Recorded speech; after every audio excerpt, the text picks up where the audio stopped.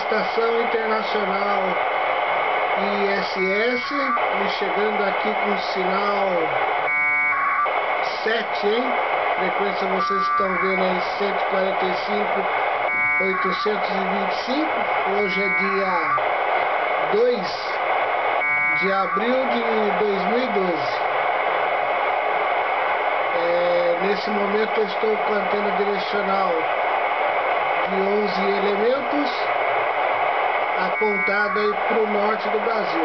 Já dá para perceber que o sinal está ficando fraco, né? Eu estou mostrando aí para vocês agora o Orbitron, né?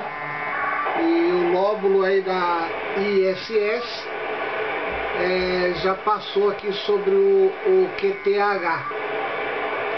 Tá bom?